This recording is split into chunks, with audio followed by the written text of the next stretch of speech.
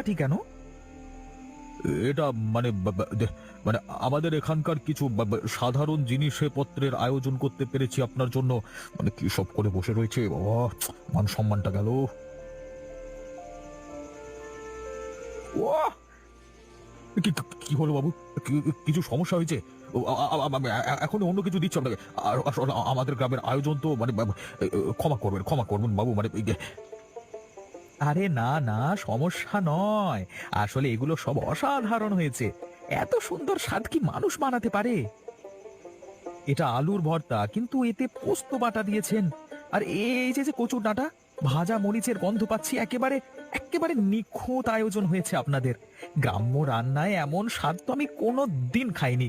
শহরের জিনিসকে হার মানাবে এই জিনিস। হ্যাঁ, হ্যাঁ হ্যাঁ বাবু, কচু ডাঁটায় একটু কালো জিরে দিলে গন্ধটা সুন্দর হয়। আরে আপনি বানিয়েছেন নাকি? হ্যাঁ বাবু, আমি আমি বহুদিন বহুদিন এত সাধারণ জিনিসে এত গভীর স্বাদ পাইনি। শহরের রেস্তোরাঁয় এত কিছু আছে, কিন্তু এই সরলতার স্বাদ সেখানে নেই। দেখলি অফিসার বাবু তো মনেই করলেন না মাছ মাংসের কথা। এই হরিপদ পুরো তো আমাদের গ্রামের মান সম্মান বাইচে দিল। হ্যাঁ, শ্যামলদার মুখ মারার দিকে দেখ, মনে হচ্ছে এখনই জ্বলে ছাই হয়ে যাবে বাস্তবে। পল্টু বাবু, আরো কিছু প্রয়োজন হবে তো আমাকে বলবেন। হ্যাঁ, মানে আমরা অন্য কিছু না হয় আয়োজন করব শহর থেকে আনিয়ে, মানে বুঝতেই পাচ্ছেন মানে। প্রয়োজন? আরে প্রয়োজন ছিল এই স্বাদ পাওয়া, যা আজকে আমি পেলাম। আপনারা ভেবেছিলেন আমি মাছ মাংস চাইবো, তাই না? আমি আসল গ্রাম বাংলার স্বাদ খুঁজছিলাম। আর আপনি বলছেন শহর থেকে আমার জন্য জিনিস আনবেন? পাগল হয়েছেন নাকি? কিন্তু বাবু এগুলো তো দেখতে খুব সাধারণ।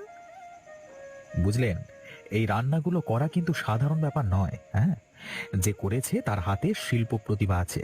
কাকা, আপনার নাম? আগে আগে হরিপদ। হরিপদ কাকা, আপনি একটি গুণের অধিকারী, যেটাকে আমরা প্রায় অবহেলা করি। শহরে গেলে আপনার এই দক্ষতার সঠিক মূল্যায়ন হবে। এ আবার কি হলো? শুধু ভর্তা বানিয়েছে বলে এত হইচই? শহরে তো এমন রান্না কেউ পাতেও নেবে না। চুপ করো। কি হয়েছে তোমার? তুমি তো বলতে তোমার বাবা নাকি সারাক্ষণ ভুলভাল রান্না নিয়ে মেতে থাকে। আমি ভুল করেছি চন্দনা, আমি নিজের ছেলে হয়ে বাবাকে বুঝতে পারিনি। একটা বাইরের মানুষ এসে আমাদের সবাইকে শিক্ষা তো দিলই, তার সাথে আমাকেও শিখিয়ে দিয়ে গেল। ওই যে দেখছো সবাই চুপ করে আছে, অফিসার বাবু চুপ করে প্রশংসা করতে করতে চলে যাচ্ছেন, কিন্তু বাবা বাবা চুপ করেই সবার মুখে চেয়ে আছেন। কারো দিকে তাকানোরও দরকার পড়ছে না তার। মানে কি বলতে চাও তুমি? লোকটা বলে গেল সঠিক মূল্যায়ন হবে। মূল্যায়ন আমরা তো দূর, আমরা কখনো তার মূল্যই দিইনি। আমরা শুধু লজ্জা পেয়েছি, বিশেষ করে আমি ছেলে হয়েও শুধু লজ্জা পেয়েছি। মাধব, তুমি কি পাগলের মতো কথা বলছো?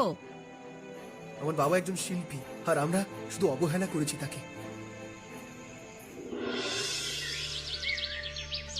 কালকে রাতের খাবারের জন্য আপনাদের সকলকে ধন্যবাদ। বিশেষভাবে ধন্যবাদ হরিপদ কাকাকে। কাকা, আপনার হাতের এই নৈপুণ্য এই গ্রামের সীমানায় আবদ্ধ থাকবার কথা না। আমি আগামী মাসে শহরে একটি গ্রামীণ খাদ্য মেলার আয়োজন করছি। সেখানে গ্রাম বাংলার আসল রান্না দেখানোর জন্য দক্ষ শিল্পী দরকার। আমি চাই আপনি সেখানে যান। আপনার এই 7 রকম ভর্তা মানুষকে, মানে শহরের মানুষকে দেখান। আমি আমি থাকবো। খরচার দায়িত্ব আমার। আপনি শুধু আপনার শিল্প দেখাবেন। আমি বাবু শহরে, কিন্তু বাবু আমি তো একজন গরিব মানুষ, আমাকে সেখানে কেউ কি পাত্তা দেবে?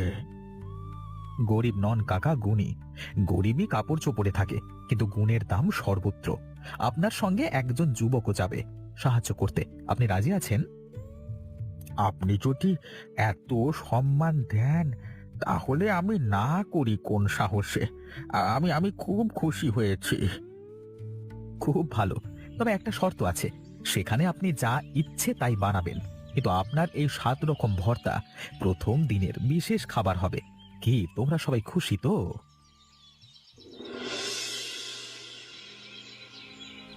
বাবা বাবা শোনো, আমি আমি কাল সব দেখেছি, সব শুনেছি। হ্যাঁ, তো আমি কি করব? বাবা আমার ভুল হয়েছে, অনেক বড় ভুল। আমি তোমার কাজকে কখনো বুঝিনি, লজ্জা পেয়েছি, কিন্তু এখন বুঝতে পারছি অন্য সবার মতো তোমাকে অপমান করেছি। বাবা আমাকে ক্ষমা করে দাও। এখন বুঝেছ? ভালো ভালো। না বাবা, শুধু বুঝেই শেষ হয় না। তুমি শহরে যাবে, আমি আমি তোমার সঙ্গে থাকবো, আমি সাহায্য করব। তুমি একা পারবে না। অফিসার বাবু তার নিজের লোক দেবেন, আমাকে একা কিছু করতে হবে না। বাবা, দয়া করে আমাকে একটা সুযোগ দাও, আমি সব ঠিক করে দেবো। তুমি শহরে আমাদের বাড়িতে এসে থাকবে, চন্দনাও থাকবে আমাদের সাথে। না, তোমার বাড়িতে আমার দরকার নেই মাধব। আমার এখন একটা নির্দিষ্ট কাজ আছে, তুমি নিজের কাজে যাও। এতদিন যখন আমাকে চিনবার প্রয়োজন মনে করনি, তখন আর আমাকে চিনতে হবে না, থাক। সত্যি সত্যি চলে যাচ্ছে নাকি তাহলে? চোখের সামনেই তো দেখছো, শ্যামল দাদাকে এর বিদায়ও জানালো না তো। জানাবে কেন বলো? যে টাকার জন্য এত বছর তাকে মুখ চাপা দিয়ে থাকতে হয়েছে, আজকে সেই টাকার চেয়ে হরিপদ বাবুর ক্ষমতা অনেক বেশি হয়ে গেছে। এত বছরে শ্যামল বাবু শুধু অপমান আর লাঞ্ছনা ছাড়া কিছু দিয়েছে বুড়ো মানুষটাকে?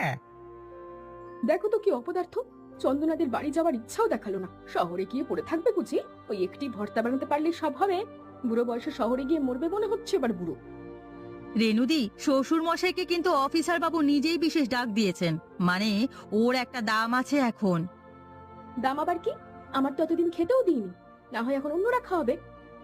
আমরা অহংকারে ভুল করেছি, কিন্তু উনি অহংকারে ভুল করার মানুষ নয়, আমি এখন বুঝতে পারছি। তুমি চলেই যাও, তাতে ভালো হবে। এখানে থাকলে সেই তো ধানের হিসেবের কথা নিয়ে তোমাকে অপদস্থ হতে হবে, আর গ্রামের মানুষেরা তোমার মূল্য বুঝবে না। আমিও তো কোনোদিন বুঝিনি, শুধু আমি নিজের জীবনের হিসেবটা মেলাতে পারলাম না।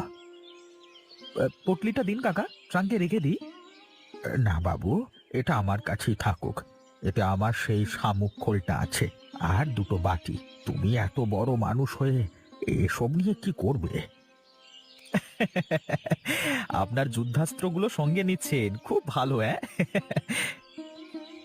বাবু, একটাই ভয়, সেখানে মানে যেখানে রান্না করব, সেখানে আম গাছের পাকা পাতা মিলবে আর নিম পাতা? মিলতেই হবে কাকা, আমি নিজে জোগাড় করে দেব। আপনার কাজ শুধু রান্না করা মন দিয়ে। আপনার সেই 7 রকম আলাদা আলাদা আগুনের তাপ, আলাদা মশলার পরিমাণ, সেটাই মন দেবেন আপনি। হ্যাঁ হ্যাঁ বাবু, সেটাই আসল। বাবা, বাবা দাঁড়াও। কাকা এটা? বাবু আপনি গাড়িতে উঠুন, অনেক দূর যেতে হবে আমাদের, আর একটু সময় নষ্ট করব না আমরা। বাবা, আমি কি যে বলবো তোমায়, আমি অন্ধ ছিলাম, আমার চোখ ছিল না। এখন আছে? আছে আছে বাবা, এখন আমি স্পষ্ট দেখতে পাচ্ছি। তুমি ফিরে আসো, আমি বাড়ি তৈরি করব, আলাদা রান্নাঘর করে দেবো তোমায়। তুমি শুধু থাকবে, রান্না করবে যখন ইচ্ছে। তার জন্য অনেক দেরি হয়ে গেছে। এখন তুই তোর চাকরি নিয়ে থাক, আর তোর ঘর সংসার নিয়ে থাক।